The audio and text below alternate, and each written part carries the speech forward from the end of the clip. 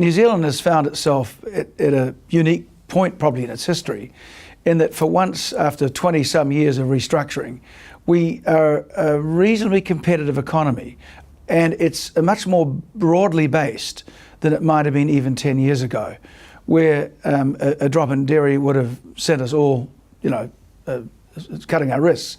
In fact, we're able to weather that storm because emerging from the rubble, which was the 80s, we now have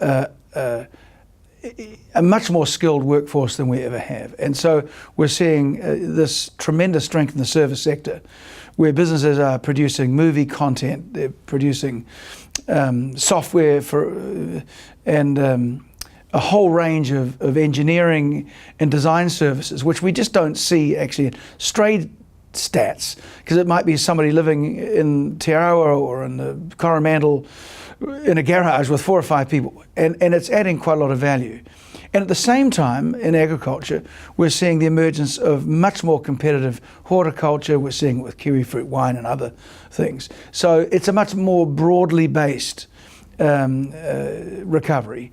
And as a result of that, we are seeing industry responding with investments which we haven't seen before.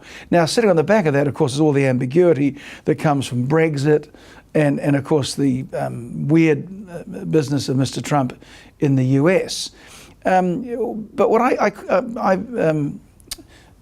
counsel caution to panic too much. I mean, the United States is indeed in a very difficult place in its history, but has a long history of finding its way through these sorts of things. On Trump, the US business community seems pretty optimistic about him, but what happens if that begins to wane? I think the real item to watch in the US is interest rates.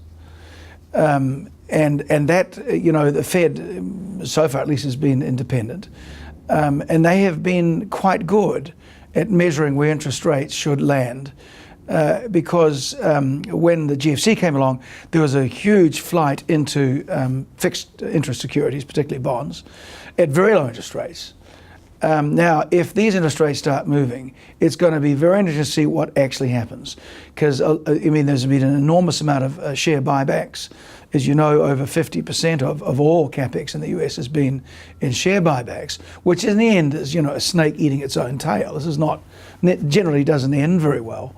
So if interest rates were to move sharply, I think Mr. Trump will find himself facing a very sharp downturn. Also, what he hasn't factored in, and most people are ignoring, is emerging market debt. And if you start putting rapid interest rate increase on a lot of that debt, which is very poorly performing anyway, you will see a rapid and very nasty correction in emerging markets, which of course is where the markets for most machinery and so on has been in recent years. And that will have a really sharp and rather nasty effect, particularly on European and US capital equipment suppliers. So there is a counterfactual because Mr. Trump has also at the same time signalled $2 trillion to be spent on infrastructure. Now, he hasn't said how he's going to do it. And, I think anyone who's visited the United States says, well, actually, not a bad idea. But nobody's figured out how to do it without it being highly inflationary. Coming back to the New Zealand economy, what are the main themes on employers' minds? Absolutely top of mind, skills and employment. I mean, in spite of the rhetoric around this, and it isn't just young people across the drugs are an issue. Whether they're affecting immigration or not is, I think that's drawing a long bow, but certainly they're an issue. And there are some obvious statistics which people are ignoring, is that if you were to look at our basic economic numbers, the top line growth rate, the inflation rate, interest rates, you would expect unemployment figures to be lower than they are. I mean, we're closer to 5 than 4, and really you'd expect it to be closer to 3 given the numbers. Well, what explains that nagging nearly 2%? And it is explained by social issues. They're not economic. And it sits in intergenerational unemployment and literacy, across a whole range of social issues. People incarcerated in prison who are not working and so on. abuse of substances. Everywhere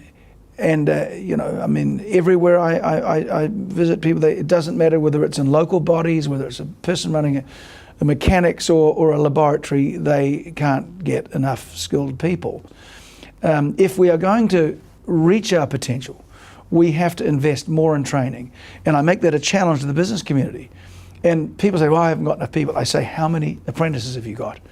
And when they say none, I say, what do you do? They said, oh, Bob up the road's doing that for me. They don't get a lot of sympathy here. Unless you're prepared, we have to put back into the business community what we're taking out of it, particularly during good times like these. Meeting our Paris commitment on climate means some very big shift to clean technology and lower emissions. So how are we best going to achieve that? Paris, to me, this has got to be the money-making opportunity of a generation. And the reason is that even if you believe it or not, there are billions of people that do, and they will respond, and they already are.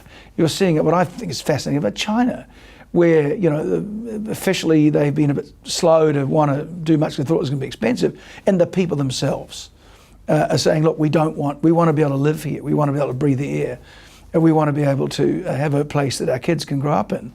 And we're seeing that with water here in New Zealand.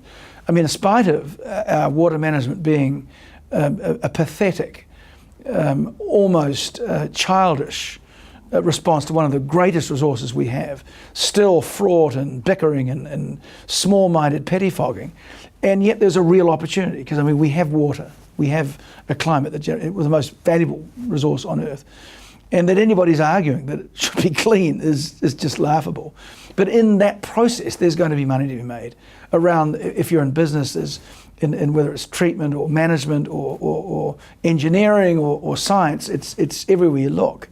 So the policy responses will be varied. Some places, their marketplaces will be able to respond well to carbon tax type activities. I would argue for New Zealand that's not going to happen that well. Carbon tax, for a start, it suffers from really rather a poor history, in that people don't trust it. The fact is the last ones were gamed, there were bogus credits, the value of it was uncertain, and so it didn't do what it had to do. And rich people said, well, I just buy my way out of the problem. Well, that isn't what you want. You want the marketplace to respond in a meaningful way. You don't want us to buy our way out of the problem. I look only at the obvious examples. What has actually worked? Actually, regulation works. The reason why we have very clean burning cars that do high mileage is only one. It's because the state of California said, if you want to sell cars here, it's going to have, and they've done it progressively over the decades. People said, oh, well, if I've got to do it for California, I'll do it for everyone else. And then one or two other countries said, well, we'll do it the same. But it wasn't anything to do with tax. They just said, if you want to sell the things, that's how it's going to be. If you look at efficiency in homes, West Germany and Belgium simply said, if you want to build a house, it will be, I think the figure now is 80% passive energy. It's fine, you build it anywhere you want to, but that's it. We're not going to adjust the price. You're going to build a house, it's going to be like, and so guess what? The market responded with tremendous innovation. House prices have flatlined and people have got better houses. But New Zealand is the complete opposite of that, with very weak or no regulations in some areas, like fuel efficiency of cars or weak energy efficiency regulations. Well, the only reason why I got that is we've imported it by luck. Yeah. So how do we get government and business to turn that around? One of the reasons why, of course, the regulatory path has not been popular, particularly among the business community, is all they saw was red tape and cost and no real benefit, no higher prices, no better profits. So you need to show the way that where the profits can be earned. Now, one of the things that makes this discussion really quite difficult is the people that are going to make money in the new green economy may not be the same people who are currently making money. And therein you might find that people get grumpy. But I think that's a conversation we have to have and be prepared to accept that some people will emerge through this strong and others will disappear weakly. And only public policy can do that, and the community has to accept that as being a reality. But you don't have to be very smart to see that our building standards have failed us. You drive around Auckland on any given day, you've got houses covered in plastic bags, repairs are being done for the third time. and we're probably going to be doing it for the fourth time if we continue.